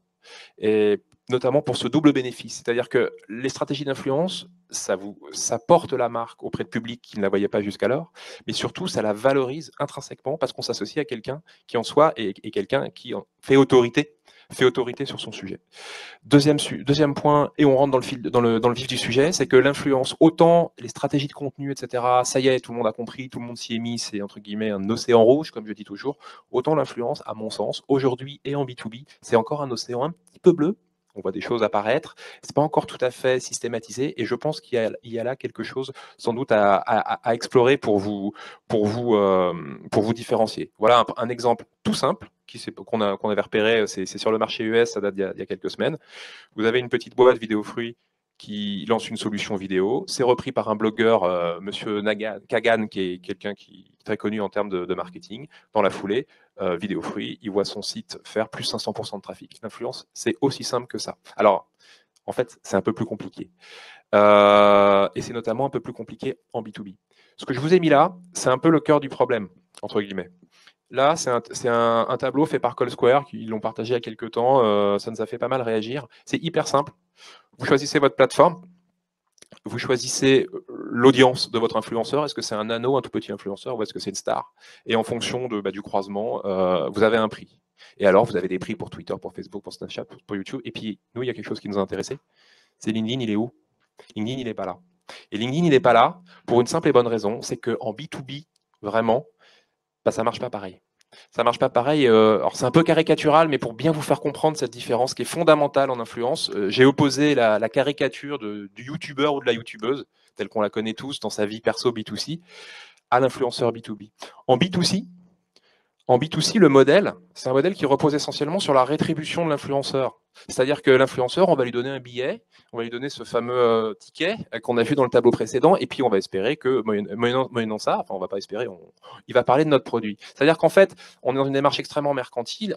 En revanche, derrière, c'est toujours le même rouge à lèvres. À droite, c'est B2B. Et en B2B, là où c'est un petit peu différent, c'est que le modèle s'inverse. Il a tendance à s'inverser, c'est-à-dire que la rétribution de l'influenceur, alors, je ne vais pas dire que c'est toujours gratuit, mais nous, on fait beaucoup d'influence avec des influenceurs et ça coûte rien. Alors, ça coûte rien, ça coûte beaucoup d'énergie et de l'honoraire à chance. Mais l'influenceur, il ne prend rien. Il ne prend rien parce que c'est un pro qui est très content d'avoir du contenu de qualité en exclusivité à partager avec sa communauté. C'est win-win. Donc, c'est pas du tout la youtubeuse avec, entre guillemets, la starlet ou le starlet, entre guillemets, qui est payé. Là, on est sur quelqu'un qui fait ça, entre guillemets, for free.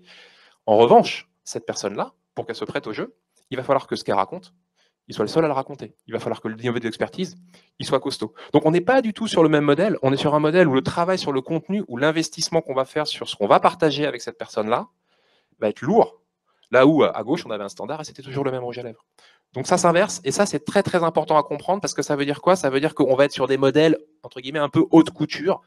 Telle problématique, c'est tel influenceur auprès de quel je vais pousser tel contenu rien que pour lui, personnalisé pour lui, je vais lui faire coproduire quelque chose. Et ça, c'est clé dans l'influence et ça nous pose un certain nombre de défis.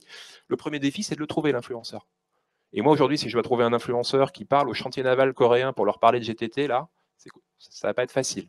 Je vais devoir me mettre au coréen. Donc, blague à part, c'est compliqué. Donc, qu'est-ce qu'on fait? La première démarche, quand on a une démarche d'influence, c'est de cartographier, c'est de mapper les influenceurs potentiels. Là, je vous montre quelque chose qu'on est en train de faire pour Dassault Systèmes.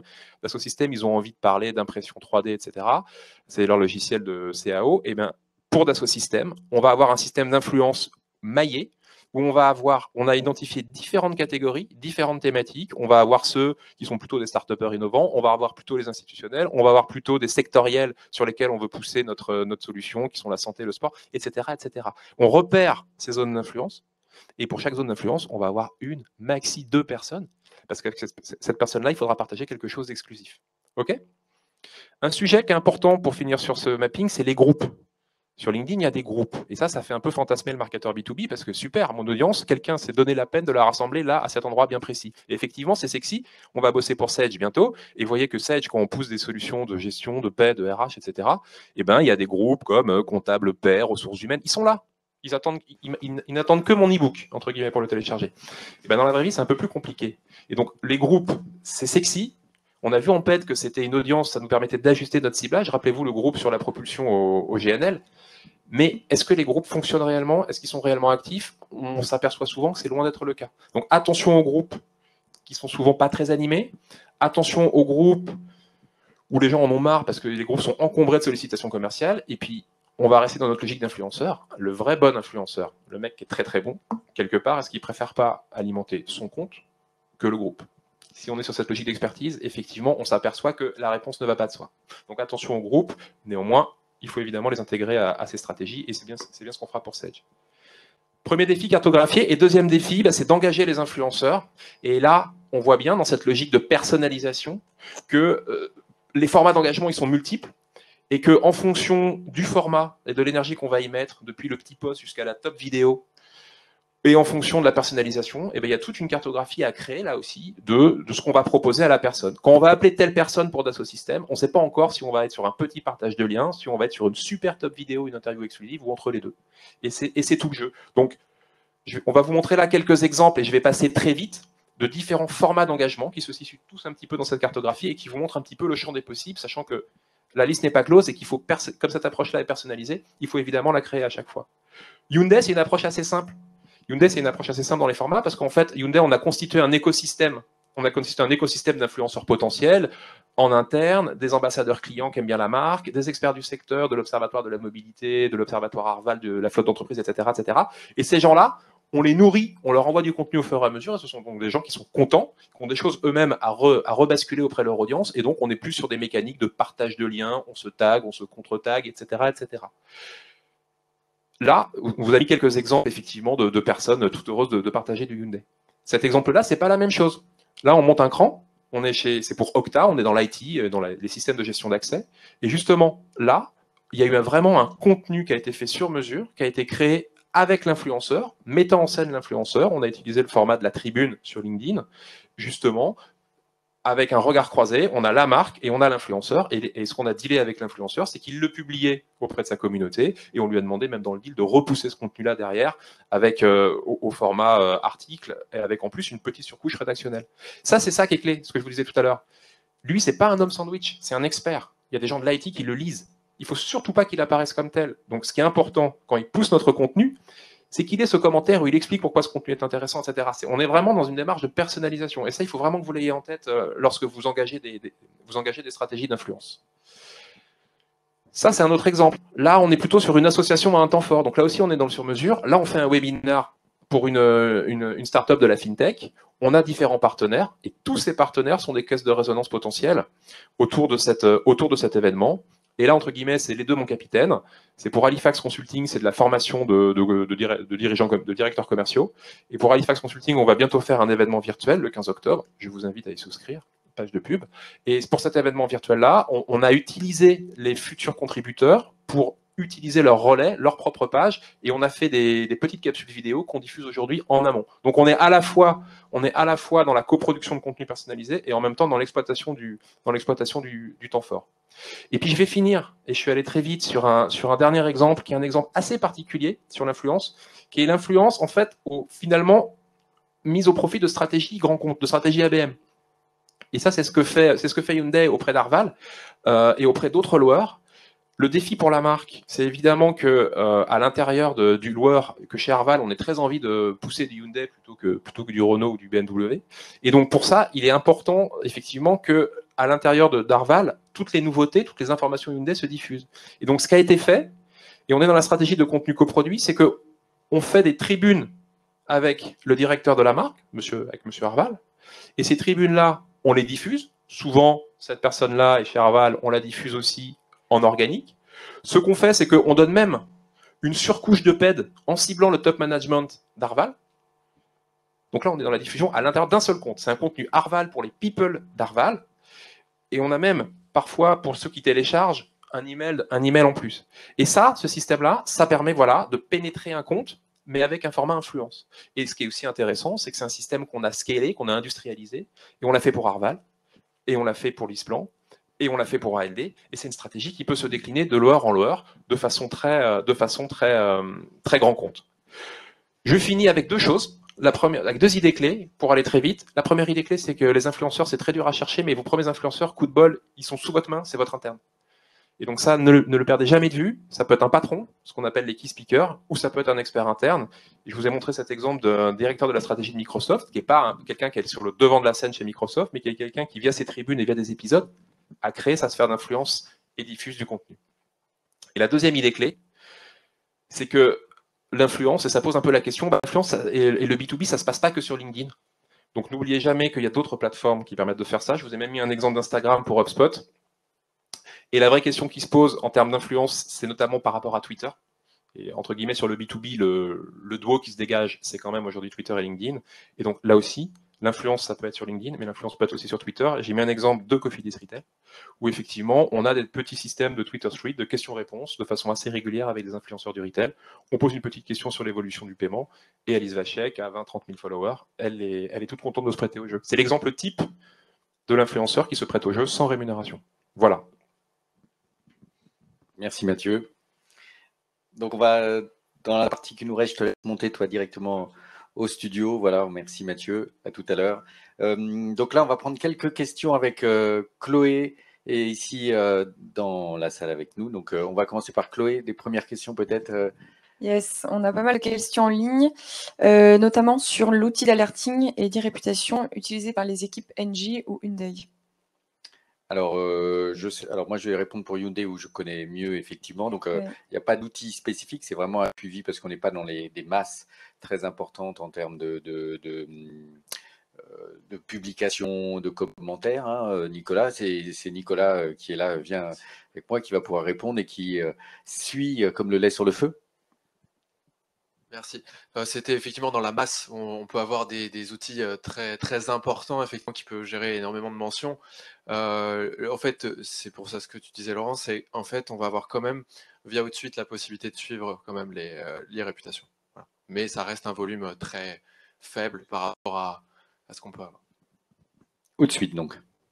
Ok, super. Et sur la campagne Veolia, est-ce que vous avez un petit peu en moyenne le budget qu'on doit allouer pour ce type de campagne? Alors, c'est toujours des questions un peu délicates, donc qu'on m'envoie le mail et on l'enverra à Mathieu, pourra peut-être répondre en personnel, oui.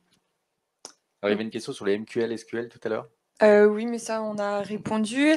Sur la campagne Cofidis, est-ce que vous avez, alors aussi, c'est peut-être un peu délicat, mais le taux de transformation un petit peu en win? Alors là, c'est Sandra Vien qui va revenir avec nous. Donc, une question sur l'efficacité. Alors effectivement, c'est un peu délicat. Maintenant, ce que je disais, et ce qu'on constate, hein, c'est que les leads sur les campagnes que l'on fait sont vraiment très qualifiés et on sent qu'il y a vraiment un intérêt pour le paiement fractionné qu'on propose et nos solutions. Vous donner le taux de transfo, non, je pourrais pas vous le donner ce matin, mais voilà, en tout cas, on vient. Nos sales, en tout cas, sentent vraiment que la campagne vient vraiment soutenir leur démarche et la qualification du lead, hein, c'est ce qu'on a dit toute la matinée, mais qui est très importante.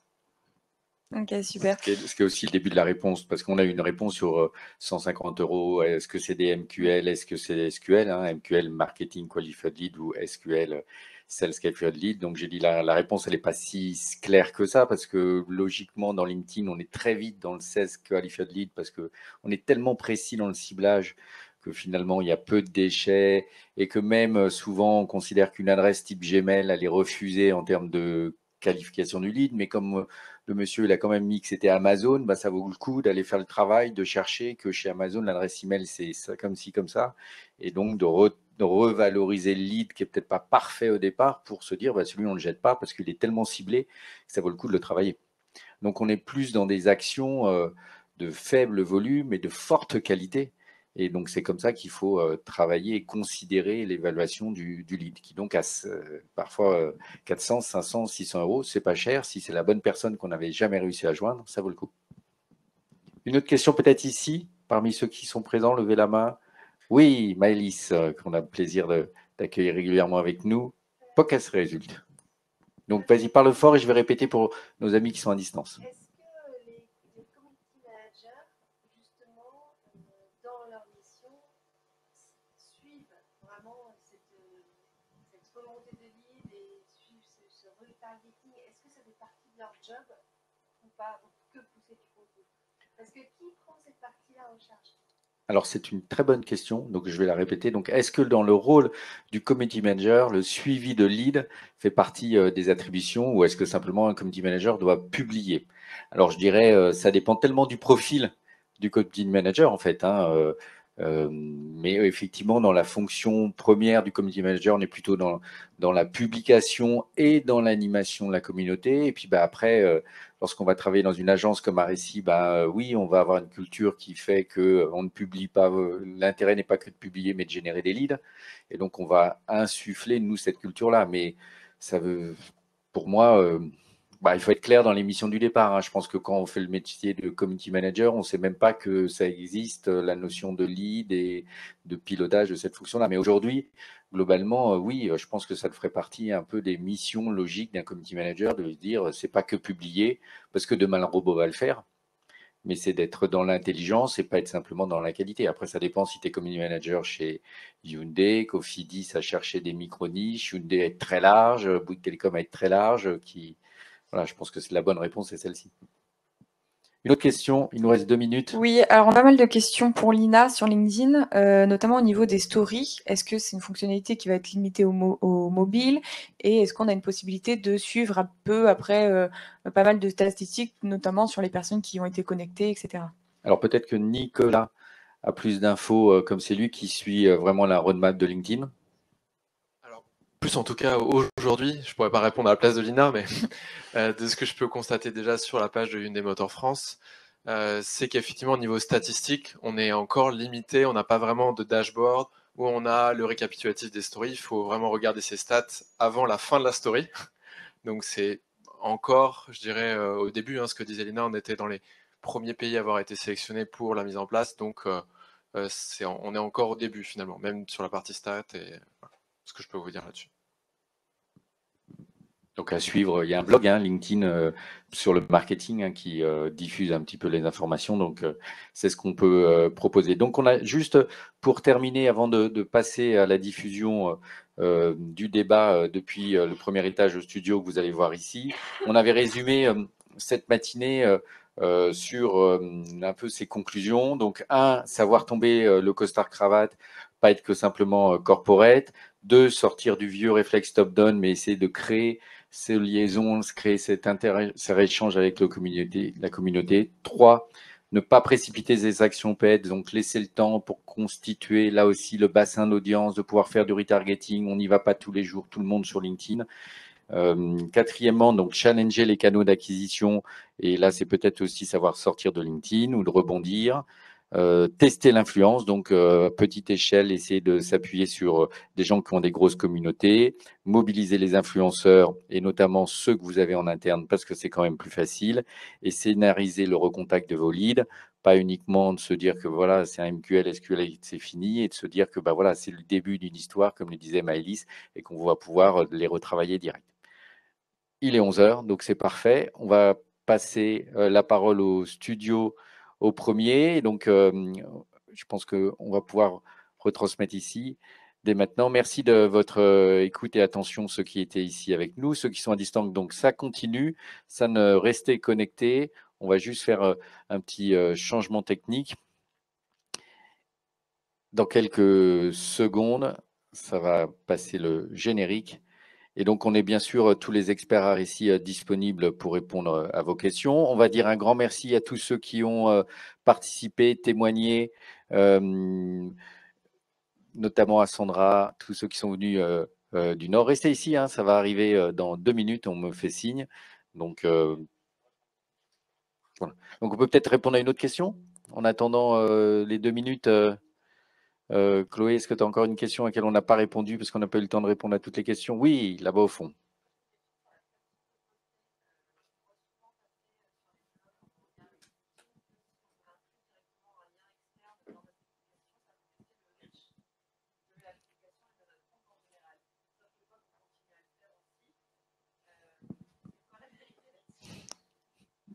Alors ça, c'est Nicolas qui va répondre. Merci. En fait, c'est ce que après il faut faire aussi certains tests. Ça, c'est aussi à vous de voir par rapport à votre page, à votre communauté. Mais on peut voir qu'il y a une pénétration des pratiques ou le lien en premier commentaire, etc. Ce genre de pratiques. Moi, ce que je vous invite à faire, c'est mettre toujours le lien parce que il y a aussi une façon, faut penser à le user experience, c'est-à-dire que si la personne doit aller chercher le commentaire dans le lien, dans le premier commentaire, enfin, c'est pas viable. Et surtout, si on a besoin de programmer les posts, clairement aussi en termes d'organisation de travail, il faut aussi le voir à une échelle plus large. Après, ce que je vous invite aussi à faire, c'est pouvoir aussi faire des posts qui sont natifs, donc c'est-à-dire mettre une vidéo, par exemple, que vous auriez sur YouTube, pouvoir aussi la mettre sur la plateforme et jouer sur les deux finalement, et pouvoir mettre vos vidéos avec lien YouTube externe ou blog, article, et par exemple votre vidéo directement dans LinkedIn, ce qui fait que vous allez pouvoir aussi voir les différences de stats et finalement dans votre calendrier, vous jouerez sur les deux tableaux, je dirais en fait. Donc là, vous serez moins pénalisé aussi là-dessus, même si c'est le cas, mais c'est quand même important de pouvoir pousser le blog via les réseaux sociaux. Ça reste une source de trafic au-delà de l'organique du référencement naturel, aussi important. Et puis, clairement, on peut dire qu'une marque, lorsque c'est sur sa page, bon, utiliser que des petits trucs comme ça, un peu de hacking, on va dire, il faut pas en abuser. Moi, je dis souvent, c'est peut-être plus utile que les commerciaux ou que les gens dans l'équipe, plutôt que partagent le post, ils se le réapproprient, voilà. Et donc ça va augmenter le reach global sur vos publications et d'une manière un peu plus propre que le hack, comme effectivement cette technique de ne pas mettre le lien, mais qui oblige effectivement à ouvrir le commentaire et qui n'est pas génial. Mais effectivement, Nicolas nous le dit souvent, de download, parce que ça demande un peu de temps, de downloader la vidéo, de la re-uploader dans LinkedIn. Et là, on voit des vraies différences en termes de reach versus effectivement juste mettre le lien LinkedIn. Et tout ça, c'est effectivement 10 secondes par-ci, 20 secondes par-là. Donc, ça demande quand même à chaque fois du temps, hein. Donc effectivement, et quand il y a plein de postes à faire, il faut s'organiser. Donc c'est toujours là aussi une forme d'arbitrage, parce qu'on peut pas tout faire parfait dans les étapes. Créer un événement LinkedIn, ça demande du temps. Il faut, il y a tout à l'heure, on a eu une question. Oui, il faut faire copier-coller des contacts dans la plateforme digitale. Les API, ça fonctionne pas toujours. C'est pas si simple que ça. Et tous ceux qui font ce métier-là savent que c'est toutes ces petites étapes de 10 secondes ici, 20 secondes là, 30 secondes là, il ne faut pas se tromper. C'est exigeant. Alors, est-ce que la technique est avec nous? Donc, juste qu'on peut terminer aussi pour gagner en efficacité, hein, effectivement, il y a une étape qui, pour nous, on n'a pas abordé ce matin dans LinkedIn, qui est encore comment on va faire en sorte toute la partie social selling, comment on va embarquer les sales, comment faire en sorte qu'ils soient des forces de démultiplication. C'est pas toujours simple parce qu'il y a un problème culturel. Le LinkedIn est quand même une partie un peu privée, donc on peut pas forcer les gens. Ça peut être perçu comme une obligation aussi de la part des collaborateurs, dire il faut que je publie au nom d'entreprise. Et donc, ça fait une chose de plus, alors que c'est finalement comment essayer de faire aussi comprendre à la personne que c'est aussi, ça permet de valoriser son expertise. Donc, il y a une double fonction, un double bénéfice, et pour l'entreprise, dans le social selling, bien sûr, et aussi pour la personne qui va partager et donc valoriser son expertise. Et ce que tu disais, Laurent, c'est de pouvoir vraiment prendre en main la publication, le post, et pas juste faire un relais partagé, cliquer sur partager et on s'arrête là. Parce que bien sûr, sinon, la valeur apportée, la valeur ajoutée pour l'audience, pour le réseau, finalement, n'est pas très intéressante. Alors que si vous mettez, en fonction de votre poste, ce que vous faites au quotidien, et donc là, vous faites finalement la promotion de l'entreprise, mais par votre filtre, par ce que vous faites, et bien là, du coup, ça sera beaucoup plus intéressant. Allez, on arrête là. Merci à tous. Et donc, on passe au Studio Victoire en direct sur LinkedIn Live en même temps.